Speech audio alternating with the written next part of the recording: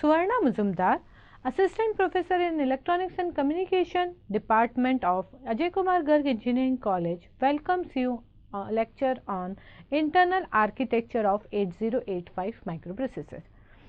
In last lecture, we have discussed about the pin diagram of 8085 microprocessor. In this particular lecture, I am going to cover the architecture part of 8085 microprocessor. Before going for the architecture part, just revise the features, or I can say the terms that are related to microprocessor, that is 8085 microprocessor, its features. So, in case of 8085, we can say that it is an 8-bit microprocessor designed by Intel company in 1977 and it uses NMOS technology. It has the following configuration, that the data bus that is used for transferring of data by microprocessor is of 8-bit. It has a 16-bit address line, so that it can send an address, or we can say it can communicate with 64 kilobyte of memory. Microprocessor 8085 has 16-bit program counter. This program counter is a register which holds the address of next instruction. It has a 16-bit stack pointer which will point to the temporary storage place, that is stack. In case of general purpose register, we can say that there are 6 8-bit general purpose registers in the architecture of 8085 which it uses to store the data temporarily. It requires 5-volt power supply and it operates at 3.2 megahertz clock frequency. And the application part of this 8085 microprocessor is washing machine, microwave, oven, mobile phone, etc. In case of 8085 architecture, we can divide it into these terms, that is registers, ALU, that is arithmetic logic unit, which will help us to perform a data, processing a data, timing and control unit, which will control the microprocessor operation. Then the next part is interrupt control, serial IO control and internal bus. This internal data bus in case of 8085 microprocessor is of 8-bit, which communicate between the internal, I can say this internal registers, or we can say ALU, timing diagram, interrupt control. So, when microprocessor wants to communicate between these components, it can use the internal data bus. So, the first part of architecture is this register selection. In this, we can say that we can classify this register group into 4 parts, that is general purpose register, temporary register, special function register and 16-bit registers. So, just we will go through this diagram. In this, as I told you, these are some general purpose registers,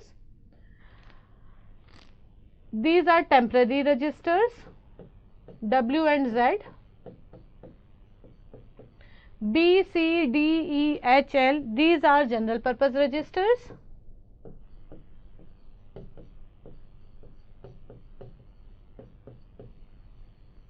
And stack pointer and program counter.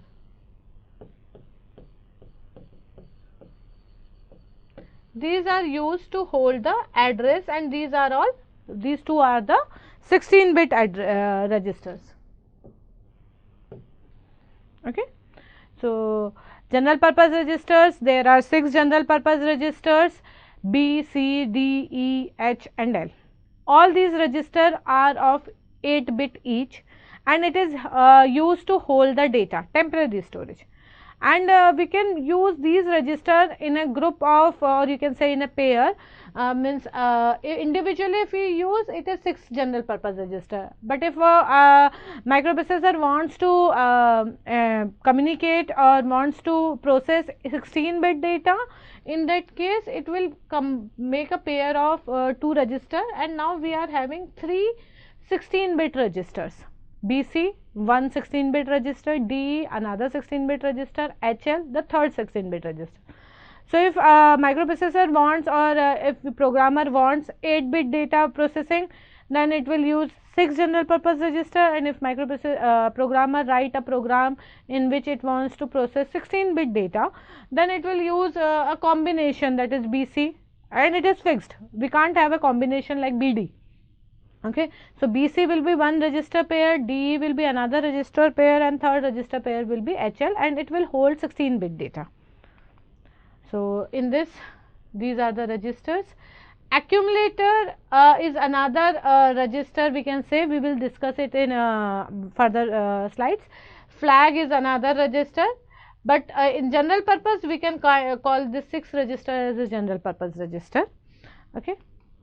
Then in this diagram, this is a program counter. So this program counter, again it is a 16-bit register, and this register is used to hold the address, or we can say the address of memory location, which is where we have a next instruction to be executed, or you can say microprocessor, the program counter of any microprocessor always point to a location where the next instruction has to be fetched by microprocessor. Okay, as I earlier also told you, microprocessor works in 3 cycles: fetch, decode and execute. First of all, for any instruction, microprocessor fetch that instruction, decode it in instruction decoder, and then execute it. So while fetching an instruction, microprocessor has to locate that instruction where it is stored in the memory. So this program counter helps microprocessor to locate the address of instruction that has to be fetched next. Okay. Then again there is 16-bit register, that is stack pointer. So in a memory, microprocessor in memory unit, some part of memory is dedicated as a stack. Okay, and stack is a, you can say, the temporary storage place, and it works in a structure of LIFO, that is last in first out. Okay, LIFO format it used, and this stack pointer is used to hold the address of that memory location where microprocessor or a programmer has defined that location as a stack. So always stack pointer points to the top of the stack. It will always hold the address of top location of that stack. Means I can say it here, this address. Okay, this location address. It will be pointed by stack pointer. Okay, we can change by programming, we can change the value of this stack pointer, that is the location of stack pointer, by, and whenever we have to use, we have to save the data in this stack location, temporary storage, we will use 2 operation, that is push and pop operation.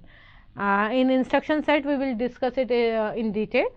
Then in the register array, there are 2 registers, W and Z. I already shown in this earlier slide. W and Z are 2 registers that are the temporary register, and each of these 2 registers are 8-bit. Okay, these registers are used by microprocessor for internal data operation. When microprocessor has to save some data for temporary storage in itself, then it will use this W and Z. These registers are not available for user access, that is programmer access. So we can't access the data of this W and Z. Now we cover this. This is W and Z, that is temporary storage, BCDEHL, that is general purpose register, stack pointer, program counter. Now the next part of architecture is this internal data bus. Whatever the data in this register, it will communicate through this internal data bus. Okay. Second part is all about address buffer and data address buffer. Here as I told you, 8085 is of 16-bit address line. So 8 address lines, remaining 8 lower address lines are multiplexed with data lines. Okay. In all, we can say there are 16 address lines and 8 data lines. But the 60 out of 16 address line, the lower address lines, that is lower address bytes, are multiplexed with data line. So we are having 2 buffers, one with higher address lines and second with address as well as data lines. Okay. Now what will be the use of these buffer? So this address buffer is used to store the address. Okay, whenever microprocessor wants to communicate with outside world, whether it is memory or input output device, it will send the address through this address lines, and that address will saved in this buffer. Okay, and what I can say that the program counter and the stack pointer, whenever I am using microprocessor is taking some instruction from memory, the content of program counter is stored in the address buffer, and from that address buffer it is communicated through address lines to the memory, and when the address reaches to memory, the memory will send data on the data bus through data lines, and it will reach to microprocessor and it will be stored in the data buffer first initially, then it will go to any of the general purpose register or to the accumulator anywhere. Okay, but it will be through address buffer, and as I told you, there are 16 address lines, 8 data lines. Now these 8 data lines are bidirectional, because microprocessor will send the data as well as microprocessor will receive the data. So these address lines are bidirectional. So in the architecture, we have till now we have covered this general purpose registers and register structure. We can say the general register organization, this part. Then second part that we had covered about the addressing, that is address and data lines buffers. Okay.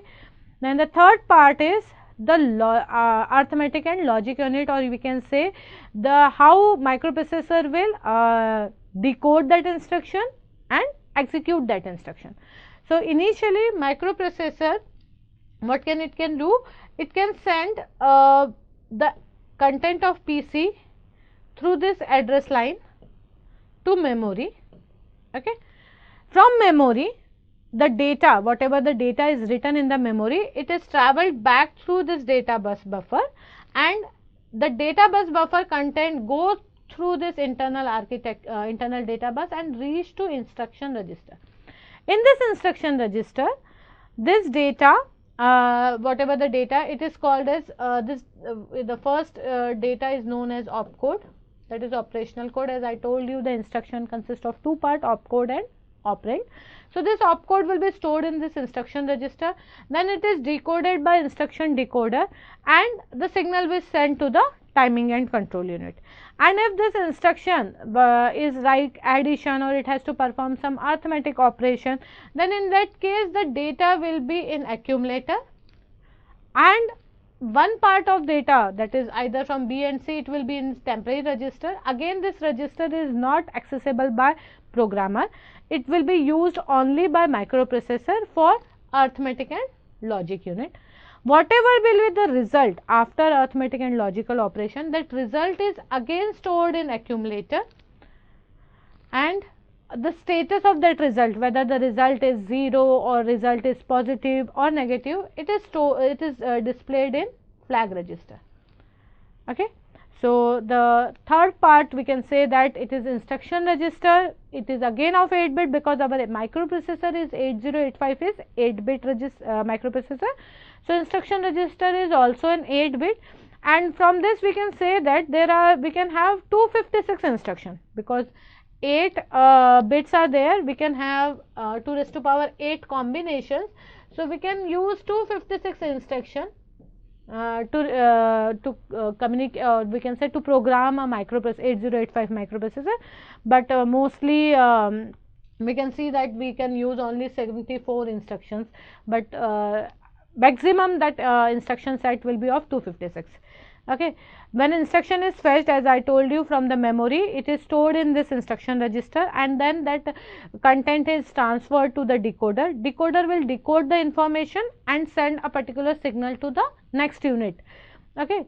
By the time if arithmetic operation is performed by ALU between accumulator, like example, if addition has to be performed, then the result is stored in accumulator, and the status of that result is displayed in this flag register. So in case that this flag register is again an important register in 8085, it is of 8-bit, but out of 8 only 5 flip-flops are in use. These 5 flip-flops are named as sign, 0, auxiliary carry, parity and carry flag. Okay. So, I can show you the structure. So, this is the structure of flag register, where D7 bit is representing sign flag, D6 bit is representing 0 flag, D5 is don't care, that we can't use this. Accumulator, this AC is auxiliary carry flag. Okay. Again D3 is don't care, that we are not accessing this D3 bit. P is parity, CY is carry flag. So, whenever the result is exceed 8 bit, then in that case this carry flag is set. So, first we will discuss this flag register, and then I will go back and discuss about accumulator. So, we can go initially, first we will see this accumulator part. So, accumulator is again a special register. It is of 8 bit register, and it is used by microprocessor to perform all the operation, arithmetic, logical or transferring of data. So, whenever microprocessor has to perform any operation, one of the content or one of the operand must be in accumulator. If there is only single operand, then it must be in accumulator. And this arithmetic logic unit uses this accumulator content and the content of temporary register to perform all the operations. Like it is already written that addition, subtraction, ANDing, ORing, all these operations are performed on 8 bit data. Okay. So, we can say that the size of ALU is 8 bit, so the 8085 is 8 bit processor, or vice versa, that 8085 is 8 bit processor. So, the size of arithmetic logic unit is 8 bit. Okay. Now, after the execution of any operation, any arithmetic and logical operation, the result will be stored in accumulator, and the status is shown in this flag. So, if for example, if we go with the addition part and the result is positive, then in that case this sign flag will be 0, indicating that the result is positive. If the result is negative after any arithmetic and logical operation, then this sign flag will be 1, indicating that the result is negative. So, how we can check? We can go and we will read the status of flag register, and we will do the needful action. And if the result is after any arithmetic operation like subtraction or addition, the result is 0, like in this case, these are the two 8 bit numbers, and if we perform an addition operation, so if we add this 1 plus 1 0, carry will be here, 1 plus 1 again 0, carry, 1 plus 1 0, carry, 1 plus 1 0, carry, carry, carry, and here again carry. So, and 1 plus 1 0 and carry. So, in this example you can see that this carry, the result is 0, this content will be stored in accumulator, and 0 flag will be set, indicating that the content of accumulator is 0, and this carry flag, this carry is stored in carry flag here. Okay. Showing that the result after addition, the result is carry, and the content of accumulator is 0, and carry is generated. Okay. And this auxiliary carry part. Okay. So, this auxiliary carry part, this auxiliary carry flag will be set when there is a carry after 4th bit, or we can say this 4th bit, that is we can say after a nibble. So, in this example also you can see that after this 4th addition, a carry is generated, and it is transferred to D3, 0, 1, 2, 3, D4th bit. So, whenever a carry is generated at D3rd position, means bit number 3 position, then in that case this auxiliary carry flag will be 1. Okay. Now, carry flag will be set as a 1 in case of addition as well as in case of borrow also. Okay. Like in this example you can see that if you do this subtraction, 1 minus 0 1, 0 minus 0, 1 minus 1 0. Now, in this case it will take this carry, it will be 1 0, minus 1 1, 0 0 0, again 1 0 1, and you can transfer it, and you can find that we have to take a borrow. So, in that case also carry flag will be set. Now, the last parity, that is parity flag. Parity flag will be 1, or you can say only it will be set when there are even number of ones in the result. For example, this is the result which is stored in accumulator. So here if I count, the number of ones will be even, that is 2. So in that case this bit will be parity flag will be set. If the number of ones again here 3 to 5, here the number of ones are odd 5. So in this case parity flag will be odd. Okay. So this is the I can say the third part of architecture. As I told you, this instruction register decode, fetch and decode the instruction. So after decoder decode the instruction, the signal is goes to the timing and control unit. Now this timing and control unit takes the input from clock, okay, use some control signals to control the operation like reading and writing, and also it gives some status of microprocessor, that what operation is microprocessor is going to perform. So all these control timing and control signals are governed from this unit. So it can provides us that this unit will gives us the information about the timing and control signals that is generated from microprocessor. So the control signals are sorry, the control signals are ready, read, I can say this read bar, write bar and ALE. So these are some signals we discuss in pin diagram as well. This ready signal is used by any peripheral, slow peripheral device to indicate that microprocessor that it is ready.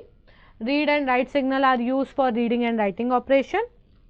ALE, address latch enable, the signal is used for demultiplexing. Similarly, we are having status signal S0, S1, IO M bar. Okay. DMA signals are hold and HLD, and resets are reset in and reset out. So these are the signals. Now the last part I can say that interrupt control and serial IO control. So this interrupt control, it handles the 5 hardware interrupts with 1 acknowledgement signal, and this serial IO will handle about the serial communication when microprocessor is going to serially communicate with outside world. So in case of interrupt control, whenever an interrupt is occurred, okay, microprocessor hold that particular program, whatever the main program is going on, and go and serve the service routine related to that particular interrupt. Okay. Now there are 5 hardware interrupts: trap, RST 7.5, RST 6.5, RST 5.5 and INTR. Now how can microprocessor decide to serve which interrupt service routine if all of them are active? Then in that case priority is there. If all the 5 are active, then in that case trap is having highest priority and INTR is having lowest priority. So in case if all 5 are active, then first microprocessor serves the interrupt service routine related to trap, then 7.5, 6.5, 5.5, and in between also microprocessor can mask these interrupts. Okay. So it depends on the programmer how can it can use these interrupts for programming part. And the last part, that is serial input output control. There are 2 signals, SID and SOD, that is serial input data, serial output data.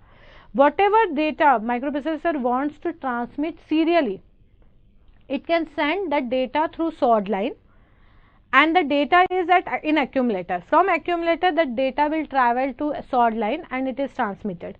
When microprocessor has to receive the data, the received data is coming from SID line and it is stored in the accumulator. So accumulator is the main register which is used by microprocessor to communicate with outside world. So this is the whole architecture. We have to, whenever we have to discuss, we have to discuss in 4 architecture. I had completed it with the parts, but we have to consider this as a whole. And just for revision, microprocessor first send the address through program counter, through address bus to the memory. From memory the data or we can say instruction opcode will be coming back. Instruction at instruction register will send that holds that opcode. Store here means I can say the opcode is stored in instruction register, and operand will be or data will be stored in this general purpose register. This opcode is then decoded by instruction register. Decode this opcode and generate some control signal, that whether it has to read the memory or write the memory, or it has to read input device or output device. So control signals are generated from timing and control unit, and if in between an hardware interrupt occur, then this interrupt controller block will serve the purpose. Okay, this is all about the architecture part of microprocessor. Thank you.